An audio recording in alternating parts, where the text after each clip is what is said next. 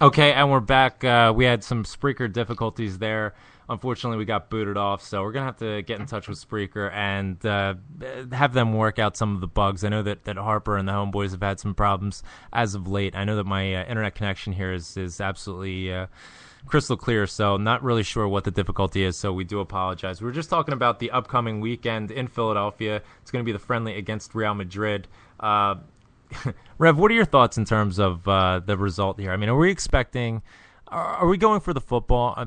We're going up against, let's be honest, Real Madrid, one of the greatest teams in the world. Now, we're also going to be coming off of the second leg of our Champions League qualifying tie against Helsinki. So we're going to have to fly back in about 1 a.m. in the morning into Glasgow on Thursday from Helsinki, and then turn right around and fly to America, an overnight flight that would get the team into Friday.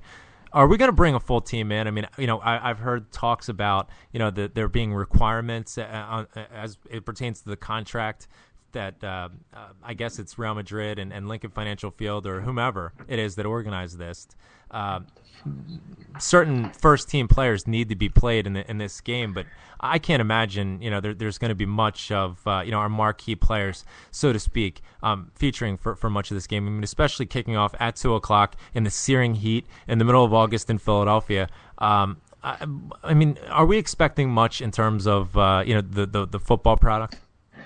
Not really. I'm under no illusions that, we're gonna be dominating them or I have hope and faith that, they'll at least put up a bit of a performance and, if we lose, we lose. If we get a draw, great. If we win, that just makes the weekend more fantastic. I know that since it's technically being billed as a Madrid home game, even though it's definitely going to be the crowd is going to be in favor of Celtic. I know that they had some contract requirements as far as first team players. I don't know if we're under the same requirements. I could be wrong. I just haven't heard anything about that. But I'm going to see the boys. It's been 2 years. The last time I saw them was in Boston. That was the first time I saw them. I'm going to see them. I'm going for, the party for the weekend, to see friends, to meet people I haven't met before, but I've been talking to on Spreaker or Twitter or whatever. That's fun. really what Yeah. I'm going for. And that goes with the spirit of the team and its support, Mm-hmm. You're really going to be with your family.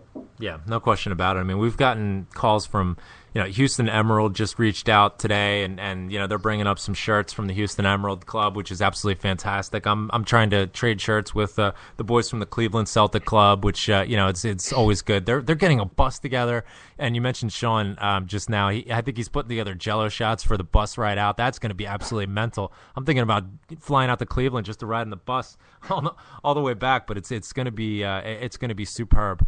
Got obviously the Fenian boys from New York. Chaz Duffy just got in touch, and there's going to be some music in the parking lot at Lincoln Financial Field before the game. So that's going to be great. I believe I have the specifics here. It's going to be Stevie Dodds from the Galashiels belting out the tunes, and it's going to be in the M and N lot. Michael and Nancy lot. Mazel tov. Before the game. So, there's going to be tunes down around the stadium. Bronx boys coming down, Woodside boys coming down. I'm certain the Parlor boys, as well as the Tims from Dempsey's up in New York coming down. Just all over the place. We've been talking to people from San Francisco, coming from the South.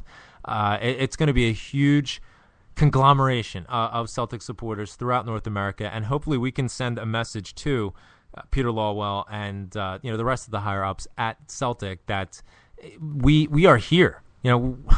If you neglect us, you neglect us at your peril. We are here.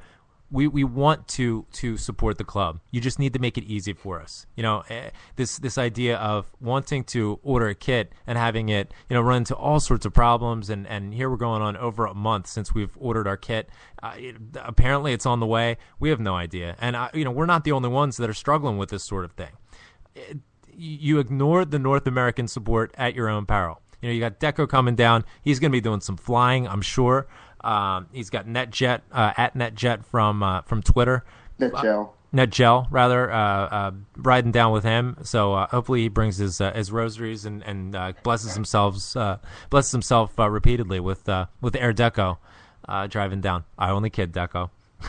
He's getting in touch in chat. Canada, you bollocks. Absolutely. Cannot forget about the Canadian Tims. They are absolutely mental. So it's just going to be a great weekend. There's going to be music and just a coming together, and we're going to show Philadelphia what it's really all about to support Celtic, what the Celtic support is, and hopefully make more friends, bring more people into the Celtic family, and just grow from there. It's going to be superb. So, Coach, any other thoughts? No, I don't think so. Okay, very insightful. As always. Going about the kit issues and stuff.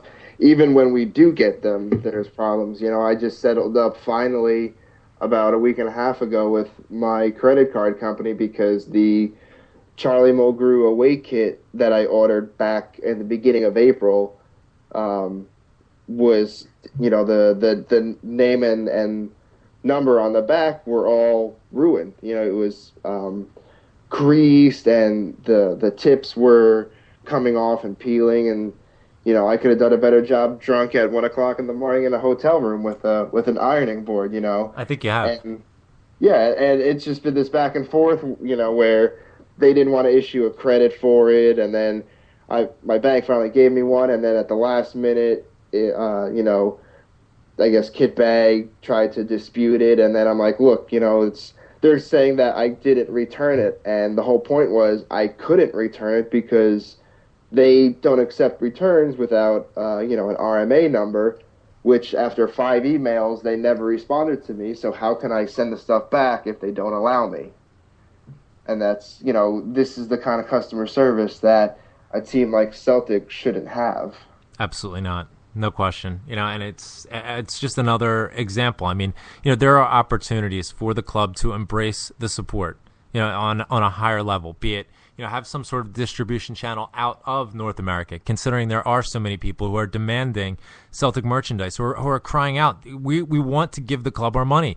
It's just not easy. Shut up and take our money. Exactly. Shut up and take our money. If you're listening in, you can obviously give us a call. We're not hearing from anybody today. Skype us, add us as a contact beyond the waves, and just let us know what your thoughts are on the game today. We saw the return of the Black Sox. Coach, I haven't gotten your thoughts in terms of the look of them. That's a bit of a Marmite issue in and of itself. I'm not really a big fan of the Black Sox. They just don't look right. Well, what do you think? Not at all. Not with the home jersey.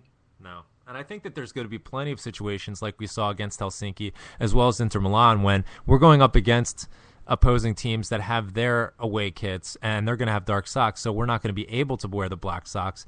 I don't know if it maybe gets in the peripheral vision of the players and maybe throws them off just a bit. And I don't know how much that would be taken into consideration. Certainly an interesting thought or an interesting topic, but I wish that they would just go back to the White Sox and be done with it. It was a nice gesture. It was a fun idea to sort of salute a more of an old school type of brand with the kit this season. But in terms of practicality, I just don't see it working. We always talk about the bad luck kits, like the international kit from a couple of years ago with Tartan that we wore twice, and I think we got beat by Kilmarnock, and the barcode kit from last season, and it seemed as though every time we played in it, it never worked.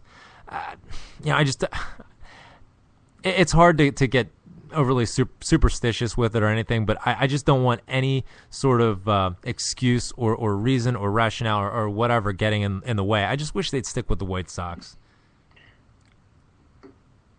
I don't think anybody would use it as an excuse or anything like that. I understand it was a nod to history, and that's cool and whatnot, but it just doesn't fit well with the hoops. Yeah, no question. All right, let's look forward to the Helsinki game and try and break it down here. We got the 2-1. Like we mentioned before, we let in an absolutely atrocious goal. It was 0-0. We had our opportunities early on and just didn't seem like we could put it on frame. We got chances Our tempo was up. It looked like we had all of the possession. It was just a completely stark contrast from the game against Amsterdam. I keep looking back to that, but we looked very dangerous. But we just could not figure out a way to get the goal. We had 2 good shouts for a penalty as well. Didn't get it. Absolutely no favors from any referee. It's absolutely shocking.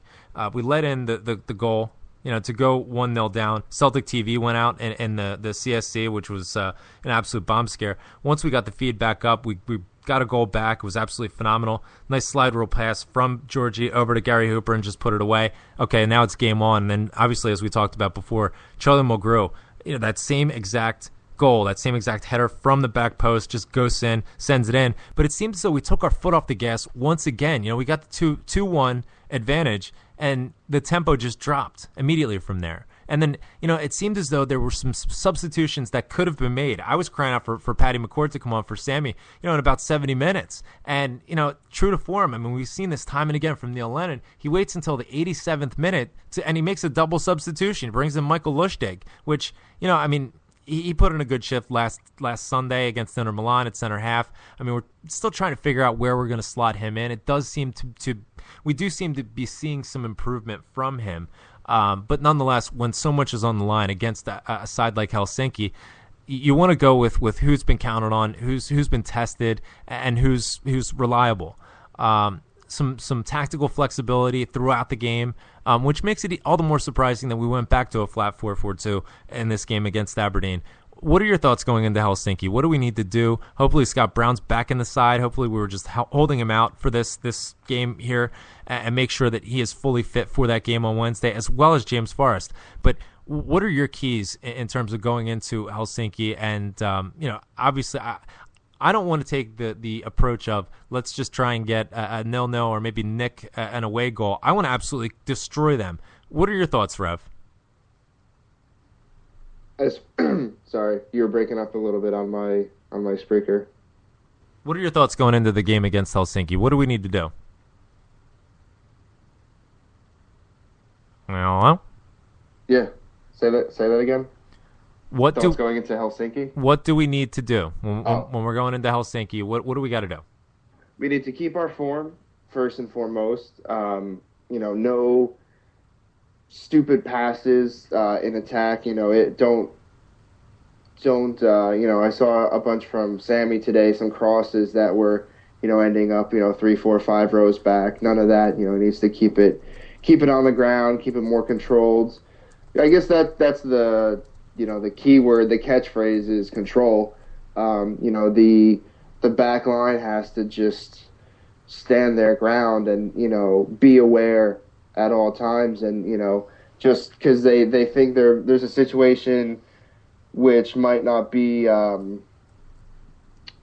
lack of a better word, any danger, it just takes, just a half a second lapse in judgment, for the ball to end up in the back of the net. So it comes down to, being aware and having control of their own game. Because if we can control our own game, then I think we can control their game as well.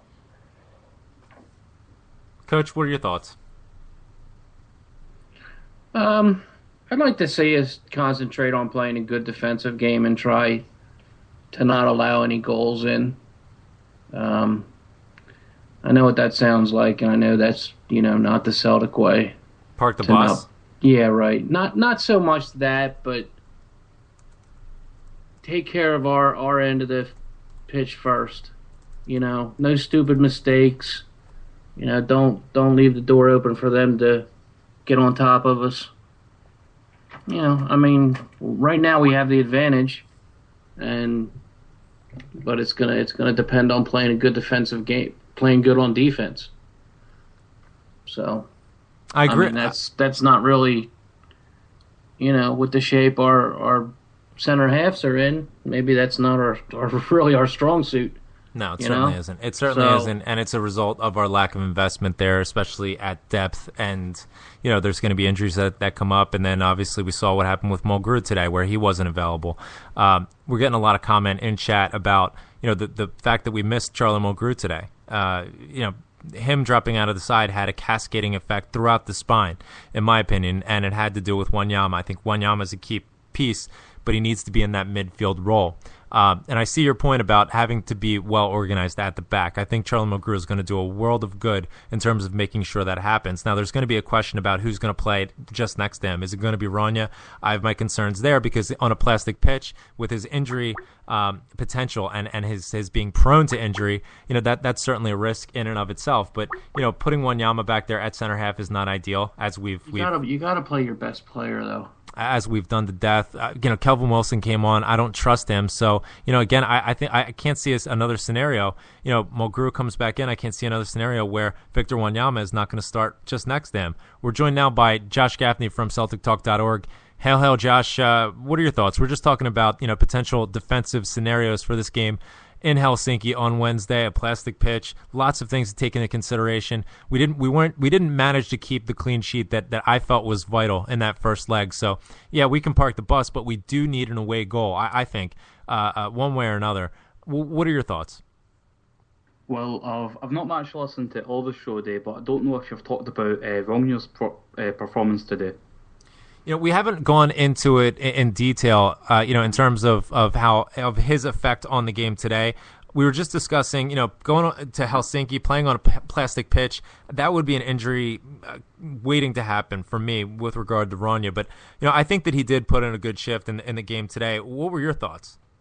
Well, the day I thought he had it was just fantastic. He was just covering and he was picking up any loose balls. And I think we really could have used him against Helsinki because, Victor Wanyama's trying to go into that role. And he's not really that type of player. He likes to sit in front of the defence, not really behind it. Agreed. So, against Helsinki, I'd like to see Mulgrew and Rongnia together because I think they go together well because, obviously, Mulgrew can play with the ball and, Rongnia, he's just a really safe player, keeps it safe. If there's any doubt at all, as we've seen today, he'll kick it out. Like, even if he's got a tiny opportunity to kick up the wing, he'll just kick it out for a throw-in so everyone could get back. Spot on. His first instinct is to just do the simple thing and clear the ball away from danger, and that's such a contrast to Kelvin Wilson, where we've seen many times, and it's been thinking back to Big Dan, where they're taking the ball down the flank and then they try and square it to the keeper right in the path of an opposing attacker and they take it in and score. I just have absolutely zero faith or trust in Kelvin Wilson at this point for that very reason. I don't think that he makes the right decision quite often enough, especially instinctively. And you hit the nail right on the head with regard to Rania. I don't think that he has blinding pace, especially in recovery, but his instincts make up for a lot of that because he can put himself in position where he doesn't have as far to travel in order to close down a potential dangerous play that's setting up there. So I agree. My only hesitation is with regard to Rania playing on a plastic pitch, but when you think about it, this game and every qualifying game we have until we get into the Champions League group stages, fingers crossed, is going to be our most important game of the season. And with that, we need to give ourselves the best chance possible. So you've swung me over. I'm agreeing that, yeah, it's definitely got to be Rania there next to Mulgrew. Give ourselves the best chance. And then, you know what, that also solves the problem in the middle of the park where Wanyama, I think, is an essential component to breaking up play and then getting the transition into attack happening there as well. What can you tell us about Scott Brown's injury? Was this a precautionary holding him out of this game today? Could this maybe be one of those niggling injuries that could last for a few weeks? What do you know about that? Nothing at all. Okay. Well, you're in good company because it seems as though not many people are fully aware of that. But it is a bit of a concern, him not being in the side. I think that there's varying opinions about Scott Brown. He's a headless chicken, and his positional sense and instinct is not quite there, and that can open up a lot of space in the middle of the park. But one thing that he does bring is energy, and when he's in the mood, he can link up quite well with a central midfield partner. My ideal, obviously, being Joe Ledley. How much did we miss him today, and how much might we miss him in this tie if he's not ready on Wednesday? I think with Brown and Forrest being out, I think we did miss him because, yet again, Samaras today, he didn't have a very good game as he did against Helsinki. So I think we could have used either Forrest or Brown. I think we did miss him today, considering that Force was out as well. Because that would have allowed Commons to go to the left, and basically Commons was the only one from the midfield that was giving Celtic a sort of penetration. Kaya was doing it here and there, but obviously as the game went on, he got a bit tired, and then later on in the game, Victor Wanyama, he was kind of taking that role. So against Aberdeen today, we lack some penetration down the wings. I should really stop using that word. And we lacked, a big target man in the box, because obviously Anthony Stokes, he was really ineffective today as well. John Tierney, too, getting in touch on Twitter, just giving us a shout-out. So unusual and great to hear Americans talk about Celtic. There's a lot of Tims out there. Thank you, pal. Also getting some mentions in chat. And then on Skype, Paul Doherty's getting in touch, making some great points here, talking about, Brown's class. Everybody needs to get off his case. I mean, there's been so much time where, he was judged based on having to carry players like, he's throwing Donati out there. I rated Donati, but then Nguemo. We do have a lot of depth in the center of midfield, but the key component there is the right mix. If you put players that don't quite complement themselves in the middle of the park, and there's not enough communication, there's not enough talking, it can certainly lead to some serious problems. You mentioned we didn't quite have that width down the flanks, or as you called them, down the wings. Why is that? I mean, I see this recurring theme, especially with the fullbacks. Izzy gets about to the halfway line, and then he cuts it through to the center of the park where there's just a lot of congestion, and that just makes it so easy for, especially as we saw today, Aberdeen, just to have three players close in on him and break up any sort of momentum that we had, any sort of play, and put us on the back foot. Why is that? Why aren't we seeing Izzy take the ball all the way down the touchline and then try and whip it in? Well, mainly because Samaras is just sitting there today. He was just really, sitting out wide, and he was just like, well, if you don't want to pass to anyone else, then pass it to me. But he's blocking the roads for Ezagiri to get through. So what you're saying is you hate Samaras? No, I just don't think. Obviously today Samaras didn't have a very good game, and he didn't in the last game as well. So his position wasn't really that good, and it was a bit. Well, it's Samaras. Yeah, and we've talked about this a bit in Paradise Preview as well, where Samaras has. It's not so much that Samaras, in my opinion anyway. Yes, every player has a good game and a bad game, but it's a situation for Samaras where certain games suit him and others don't, and it becomes very apparent within the first 30 minutes, especially if he has room to run into. If there's going to be space in between the banks that he can run into, exploit, and then drag defenders, then yes, he's going to have a good game. He's going to be dangerous and open up opportunities. But if it's going to get real congested there, and if we're going to go up against the team that's going to play 10 men behind the ball, like we saw against Helsinki, like we saw today against Aberdeen, he's not going to be as effective because in traffic he is absolutely atrocious. And it's not a knock against him, holistically, because but I mean that's just not what he's good at. And I think you're right. Having Commons there on the left-hand side, I think, facilitates that 1-2 sort of link up with Izagiri going down the flank and then opening up space in the center, so that Gary Hooper and Anthony Stokes don't need to do a lot of that hard work. That, I mean, as has become evident, they're not really up for. They're not really concentrating on doing. They're almost like traffic cones standing up there when there isn't a wide presence that's going to keep a defense honest, sort of drag players around and open up space. They're not going to create space for themselves. Gary Hooper drops back even further back into the midfield, and that congests the problem even further. It's a very frustrating conundrum at this point because, again, like we mentioned before, it's early doors in the season. Fitness isn't quite where it needs to be, but it almost seems tactically this is a continuation from some of the problems that we had towards the end of last season. Would you agree with that? Yeah, definitely. I think today the main thing we really just lacked was sort of our second striker, because I was fascinated about how transparent Stokes was today. Like usually Stokes, at Celtic Park, he'll do like quite a lot of runs and he'll be put offside a few times, but usually he'll take the ball down the channels and he'll at least make some runs. But today, I hardly see him with the ball. I hardly see him doing anything, and then that meant Guy Hooper had to do more to try to get the ball, and that meant, most of the time we've had no one to really aim for up front. And I mean, there were stretches where it almost seemed like this was a Strachan team. Like Neil Lennon was setting out to play almost the Strachan style. And Anthony Stokes was trying to play the role of target man back to goal, but balls would come in for him, and he just doesn't have the strength, to fight off an opposing defender. He gets pushed off far too easily, and when an Aberdeen defender is tracking the ball and right on it, it just breaks up play completely. So, it's not slating Anthony Stokes for a lack of execution. He's just not that player. When we brought Matt Murphy on, yes, it's more of that profile. He's just not good enough at that position. I think that we need a quality target man. It's like a broken record. We just keep saying the same thing over again. Yes, I'm delighted that we got the 3 points today, but we didn't get a resounding victory, to say the least. I mean, we were fortunate to get the 1-0 result. Yeah. Well, to be fair to Aberdeen, they have invested to be quite a good side this year, obviously with John Hayes and Niall McGinn. I think Johnny Hayes had a really good defensive game, and the two of them really gave Aberdeen some pace down the wings. To really make sure that Matthews and Nizigi couldn't, really put some pressure throughout wide. And obviously Aberdeen, they've got some good men in the middle as well. So I think Aberdeen will be a tough side this season, and they did have a good game.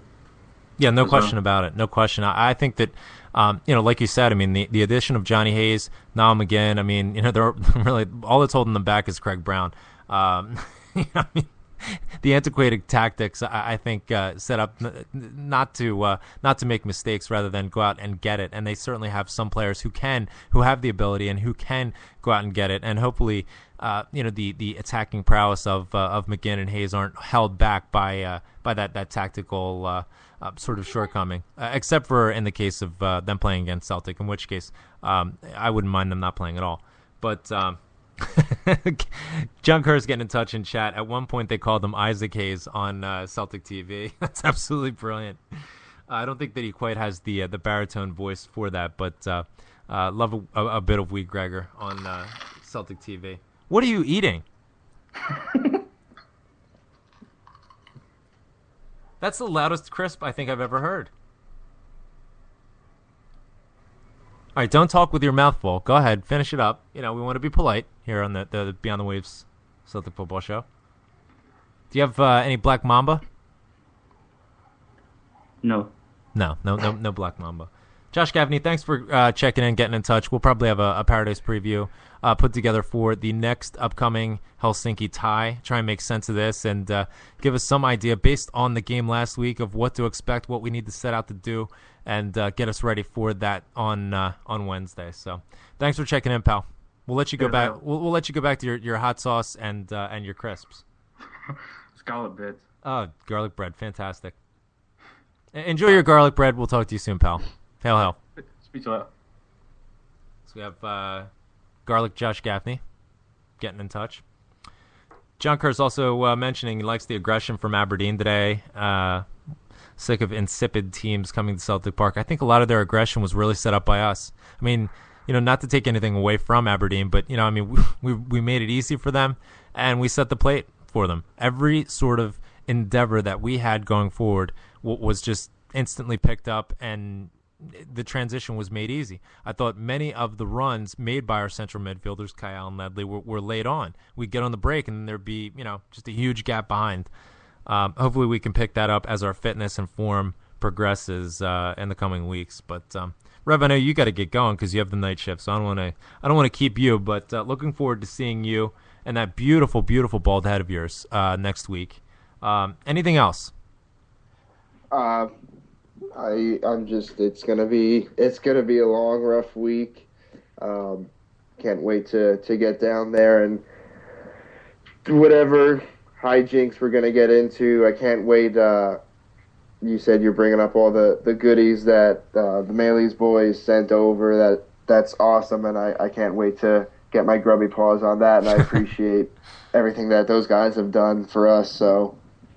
That's about it. Yes, absolutely. We got the champions flag, we got the scarves and the badges. So I'll have that for both yourself and the coach, courtesy of Melee's boys, as well as he rounded up a lot of our supporters and listeners, and it was a really a group effort. Got some some love from the folks over in Norway as well as the Reading CSC. So, we really, really appreciate that as well. So we'll have that for you, Rev. We'll be coming to you live from Fido. That will be at in between 10 and 10:30 Celtic Park time next week after the game. So keep an eye out for that. But in the meantime, Rev, I'm not going to sing any lullabies. I know that's going to be counterproductive, and I don't want to do that to you. But Fair enough. We'll send you off, with something good here. Let me see what I can find.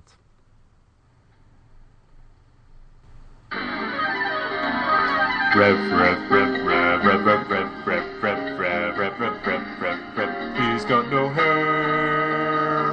Rev, rev, rev, rev, rev, rev, rev, rev, rev, rev, rev, rev, rev, rev. He's got no hair. Rev, have a good sleep. We'll talk to you soon, all right, pal? Later, Pat Sajak. See you, man. Cheers, Coach. See you. And the Rev goes quietly into the night for a slumber because he's working the night shift like Marvin Gaye. It's just us, Coach. How's that Challenger treating you? Are you doing any 360s in Walmart parking lot or anything like that? No, I'm well behaved. Yeah, you're just cruising the town, being your bad self. Getting looks. There's nowhere around here to really get it up to speed. So. Well, you got the Pennsylvania Turnpike. Well, yeah. When I get out on the Turnpike, I might hit triple digits, but. There you go.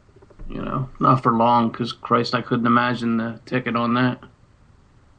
What that would cost. Yeah, no question. The Stadies in Pennsylvania, they are definitely efficient, we'll just say. John Kerr is asking, are you going to drive the Challenger out for the Notre Dame game? Hell no. Are you going to be taking the family truckster, or I'll be bringing my awesome Toyota Camry. There you go. That's very sensible. Who gives a shit if a drunk pukes all over that? True. No puke on the Challenger. Hell no. That would require fisticuffs. No parking garages. No events where people are hammered. Seems reasonable. Because I know what I did to a car once when I was hammered, and it wasn't pretty. We'll leave it there. Jungle Jim. Yeah, believe me, that's for the best. Jungle Jim 67 getting in touch on Twitter. Who are this Rangers team people keep talking about? Dunn's done well today. Lost a bad goal. SBL will be fine without the shame. I couldn't agree more. I'm just hoping that Celtic can get their fitness and form back up. It's hard to talk about a victory in this light, but we have such high expectations. And there are some shortcomings there. I'd like to see more activity going down the flanks, and I'm waiting for Gary Hooper to show up again. I mean, this has been months now where we've been, a bit curious as to, what's been this transformation that Gary Hooper has made. He seems as almost as if it's a different player. Yes, he scored the 5 goals at the end of the season. Everybody says, he must have just come good and it clicked there. Maybe it's the formation, that just isn't quite suiting him.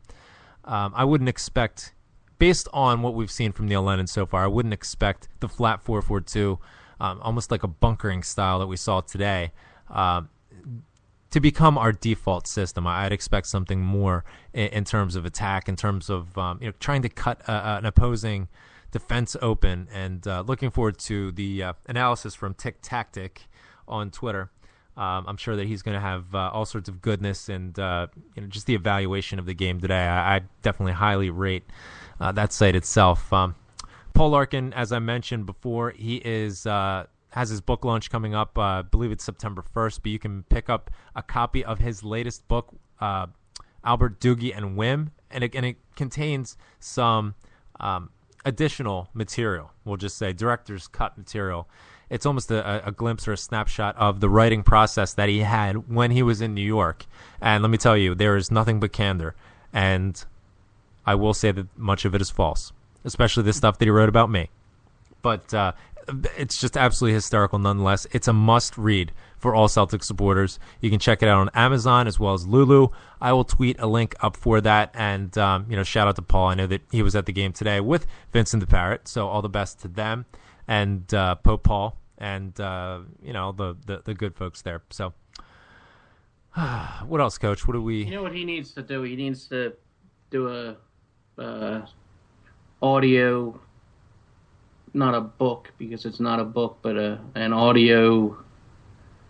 I don't know, what would you call it? Novella of the channeling Charlie Mulgrew bit. Oh, good Lord, no! I don't need any more. And put that on like iTunes or something to where you could download it and listen to it. Right, make it even easier for my parents to. Yeah. No. You know what I'm talking about. Yeah. No, absolutely not. They don't need to know your. Hey, whoa! Plus, it's not even true. I can't even believe I'm laughing about this. It's not true. But it is funny. It's very funny. Shout out to Chaz Duffy. We're looking forward to seeing him this upcoming next weekend. The Bronx Boys coming down. Coach and I, we were both there with the Rev. Once again, Stevie Dodds from the Galashiels is going to be belting out the tunes in the car park at Lincoln Financial Field.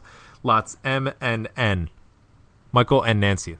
So get it on before the game. Wherever the hell they are. We're gonna have the procession. We're gonna have the funeral. It's gonna be fantastic. Stop in at Fido. Say hello to Molly over at Fido. Molly is absolutely lovely, and we will be there live at 5:00. So it's gonna be great. That's all I got, Coach. Sounds good. All right. Well, all right. We'll wrap it up. 1-0. We got the victory. That's all that counts. 3 points. Take it. Yeah, we'll take it. Take it. I mean, if you're gonna dismiss friendlies as they're training things and getting fit and all that, then what can you say about the first game? It's just a continuance of that. Well, we're getting there. And right. Not everybody can be a Picasso. Not every game can be. I was half expecting to see them score a goal very late, and we would have been jumping off bridges. So it's true. I'll take it. A good bit of perspective there from the coach. So everyone, have a wonderful week. I know it's going to be slow as hell for me, and probably yourself and everybody else that's going to. This week's going to fly by.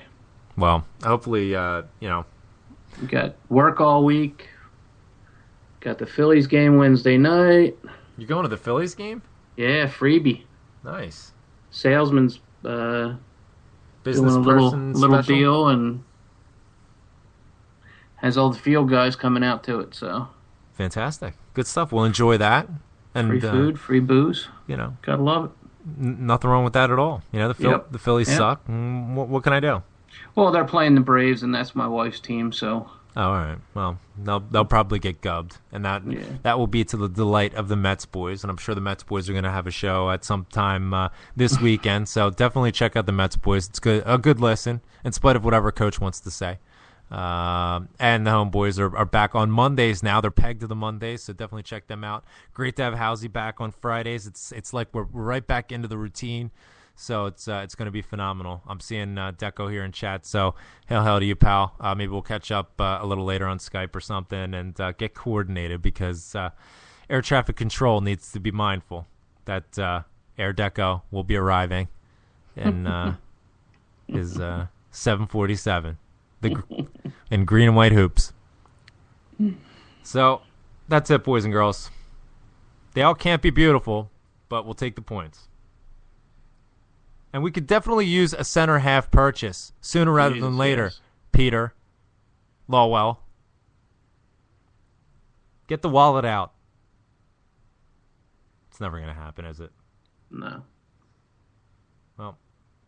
Well, maybe if they make the group stages of the Champions League. Fingers crossed. Fingers crossed. Maybe. Maybe we'll get a Bosman then. You never know. We can only hope. All right, Coach. See ya. Thanks, man. Hail. Hail. We'll talk to you soon. Later.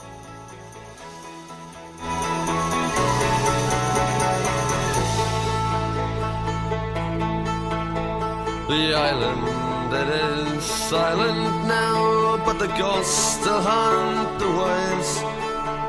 And a torch lights up a famished man who fortune could not save. Did you work upon the railroads Did you ride the streets of crime? Were your dollars from the White House? Were they from the 5 and dime? Did the old songs start to cheer you? And did they still make you cry? Did you count the months and years? Or did your teardrops quickly dry? I know that it was not to be on a coffin ship. I came here and I never even got so far that they could change my name. Thousands are sailing across the western ocean to a land of opportunity that some of them will never see. Fortune prevailing across the western ocean, their bellies full, their spirits free. They'll break the chains of poverty and they'll dance.